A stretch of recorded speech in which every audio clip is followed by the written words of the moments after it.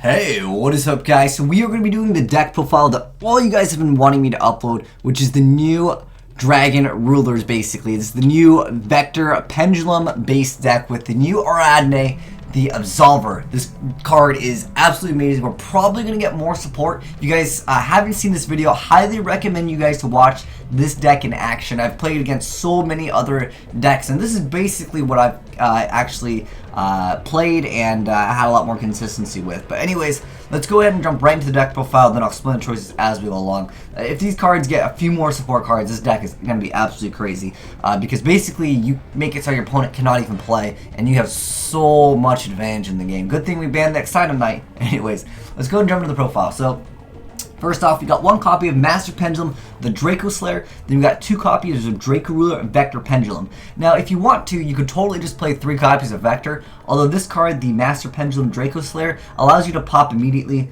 because this card is technically random. And the randomness in this is like, it can be game-winning randomness because you reveal one DRACOSLAYER and one Draco Ruler. You show them to your opponent, and then one of them gets placed in the Pendulum Zone if you wish, or you can special summon the monster. But for the main part, I mean, yes, this card has an extra 100 attack, but pretty much it's just to destroy this copy of this card, and then you get another search up, because this can be random. You might not get this card, you might be forced to put this card in your Pendulum Zone. It's just random. It's really dumb, like I said, that this can determine the outcome of the game by activating Clash of Draco Rivals. But next up, we're playing 3 copies of Monkey Board. Monkey Board is a level 6 monster. You don't usually bust out the level 6, but like the ability to potentially pull off a bouncer or a gauntlet launcher, it's just so big in the game. But 3 copy Monkey Board. Monkey Board is overpowered as heck. The next up, we got 3 copies of Lesser Pendulum, the DRACOSLAYER. This card is free cards for days. When you pop this, you get another one, and then you get to destroy them, and then you special summon them, and then you pop them again, and then you get more searches. It's just out of control, crazy good. Then next up, oh, he's also a tuner because he's not good enough. Like, oh, it's crazy. And then next up, we have 3 copies of PALS Skullcrabat Joker. This card is crazy as well. Yes, if you put it in the Pendulum Zone, you can't special summon anything except for Magician monsters, but that's where you can maybe bust out one of these with the double Monkey Board. It's very strong to be able to throw out like a bouncer or gauntlet launcher in, you know, any format. I think these are really great cards. This lets you push for game. This lets you kind of stun essentially. But I don't make them too often. It's kind of more rare that we make them, but still having access to it because I kind of had some extra room anyways in my deck. But yeah, he's out of control, crazy good. Next up, we have 3 copies of Azneyes, the Absolver. This card searches out your cards. You get to pop it. You search out other cards. And some people were like, wow, it's a bug. No. He's not bugged, guys. It says if this card is destroyed by battle or by card effect, it doesn't matter where it goes. It can get banished as long as it's getting destroyed. It doesn't really matter how it's getting destroyed. You can reveal 3 of them, and then you're able to go search out for whatever you want. If you want to, you can try to bump up Great Horn of Heaven to another copy. Oh, I should mention over here, I wanted to mention this card real quick, because I wouldn't play 3 Skullcrabat Joker if this card didn't exist. The new Turtle, the Performage was it Gil Turtle? I don't know. Whatever his name is, he has a scale of 6, so I'm able to destroy my own scale, search him out, or maybe search him off of like Monkey Board or something like that. Very, very great card indeed. Just for its card effect, he's also like a great scale, but if a Performage card is activated, you need to draw a card. It's so unfair. Like, I wanted to play multiple copies of this guy, but I felt like maybe it wasn't really needed because the deck was already super consistent. I mean, actually, I was even thinking about dropping like the Performages, but the Performages are so good. I didn't have room to throw it anymore. But next up, we talked about Azneyes, and it has such good attack, too, 1700 attack. And like, it doesn't matter where it's getting destroyed, like I mentioned before. It's just, it gets destroyed, search for free. And like, it doesn't say like once per turn, so you can like get its effect like 4 times per turn if you have like the amazing sexy hand. Anyways, for the Performages, I'm just playing 1 copy of each. This is the number that I kind of had good luck with. You can go ahead and play 2, 1, to whatever you like. You can drop some upstarts and play multiple copies of each one. It's all up to you. Next, I'm playing 3 copies of the Pendulum Wizard. Pendulum Wizard is very amazing in this deck because not only do you get free searches with this card, but when you destroy your other stuff, you get more free searches. It's too good, man. And then next up, we're playing the Performage. It used to be called Flame Mascot, but it's Hiragurumi. Probably pronouncing that wrong, but it's okay. It looks like an ice cream cone that's fire.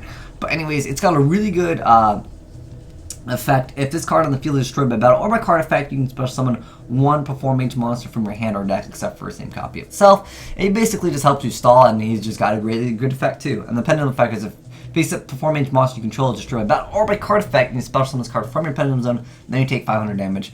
But for the most part, it's not that going to be. You basically use it for the other effect, and plus it's just there. It's a great card in general. And then we play 3 upstarts because most of the time you want to be able to throw out that first turn field. We'll usually make like one of these, and maybe if you want, you can make something else. Usually, majority of the time your field will. I was actually testing out these cards, but we don't need them in here anymore. Usually your field ends up with like one of these, and like a 3 solemns, and then you're like, go ahead, and then your opponent's like, crap, I lose, and that's the game. But yeah, you want as big of a chance to open up with the ability to throw that out as quickly as possible. And then we're playing 3 copies of Clash of Draco Rivals. Again, the reason why I'm playing this card over here is because if they happen to... Before, like, I really hated when, like, Vector would go in my Pendulum zone. I would much rather prefer this guy. But I didn't always have the option for that. So this card really helped out because it lets you destroy this. You don't get to add anything with this card, but it does let you, like, search off of the immediate Great Horn of Heaven. And because there's so many versions of this deck running around, if you can Great Horn of Heaven someone, it goes immediately to... you get to negate the summon, or special summon. If you do, destroy that monster or monsters, then your opponent draws a card, and if they do, in the main phase. So then your opponent can't really, like, play aggressive because they can't enter the battle phase.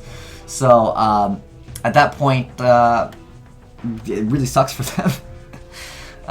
And they can't really throw anything else out, especially against like a deck like Mermails. Like this deck completely destroys Mermails because Mermails can't really deal with this kind of stuff. Like if you saw them notice like a Megalo and they don't have like the right hand to deal with it, they just like fall apart relatively fast. So I feel like Mermails are kind of irrelevant because of this deck.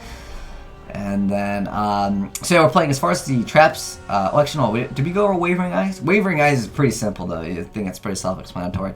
Then we've got 2 copies of Great Horn, 3 copies of Notice, 1 copy of Warning. I like that number. That was like a perfect number for me. Because if I draw 1, I'm still able to search out double, and then that lets me go for it. If I have 2 of these and I'm only able to search out 1, I still have 3 negations, and at 3 negations you basically won the game anyways, so don't worry if you draw them too much. Originally I was doing 6, but that extra 1 card, like it's a huge difference. Just be able to add multiple times is just freaking amazing.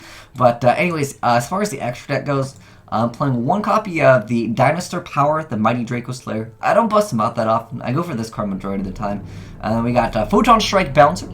Again, with Gauntlet Launcher. Like, these cards let you play really aggressive. Well, especially Gauntlet Launcher, because sometimes you can just make a game because you use like Gauntlet Launcher, pop those 2 annoying cards, and maybe like you change your scale after.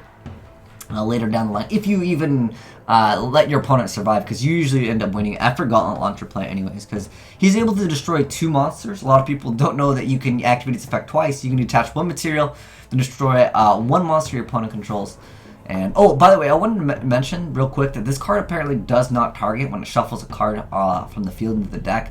I thought that was an amazing effect. I had no idea, so that really helps out against certain matchups where things are like, oh, it can't target me, man. But very excellent card indeed. And then we got the number SR9 Utopia, the Lightning. It's 5,000 attack. It's pretty decent. But I also like it for the other effect, though, where it's your opponent can't activate cards or effects until the end of the damage step. So maybe if you're playing against a card guy that, like, you know that they happen to have like a Fire Ice hand or something like that, is just very advantageous to activate. Well, it's a passive effect. Or I guess I should say, like, it's just inherent in the card effect. And then we got, of course, Utopia. Otherwise, you couldn't bust out the guy. Then I'm playing 1/1/1 and double Castell, because Castell is the beast. And then we got 2 of the Magispector, the Paladin, the Rising DRACOSLAYER. Wow, that name too long for me. But this card is excellent. Don't play 1. You gotta play 2 just in case 1 gets played. It helps out so much because this card, it's so unfair. It's when this card exceeds summon, you can activate this effect during the end phase. You get to add 1 Pendulum monster from your deck to your hand, and then once returning detachment material from this card, disperse on 1 face-up DRACOSLAYER Pendulum monster from your extra deck, but can't be used as XYZ material for an XYZ summon. Oh, but it's cool, man. You can go ahead and tune her into this, and the card goes back, and then you get to go again. It's really unfair. Really unfair.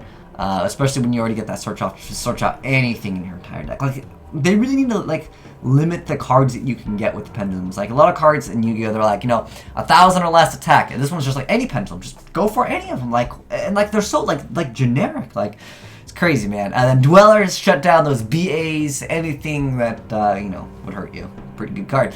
And then of course the double Kaga Cowboys. You gotta play double, guys. Don't skip out on the double Kaga Cowboys, because there are so many times where like I needed an extra cowboy to make a game because this deck is very, very aggressive, because your opponent's not gonna have anything.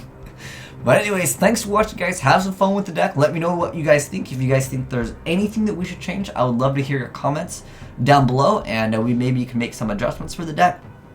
I've seen a lot of other people's builds, and I've seen people like drop Wavering Eyes, and I'm like, why would you drop Wavering Eyes or like this card too? It's like, yeah, you can only activate one per turn, but like you win the game off of the card. It's just, it's too advantageous. That's the way I see it. But anyways, like I said, let me know your thoughts in the comment section below, or how do you counter this deck? Because I honestly haven't found a counter to this deck. Obviously, yeah, Naturi Beast anti-spell fragrance, but that's not something that. Well, I mean, anti-spell fragrance, that's like something you can like side into. Not every deck can make a Naturi Beast, but I think Naturi Beast, like in general, just beats pendulums. But anyways, thanks for watching, guys. Been your boy Will Smith, signing out.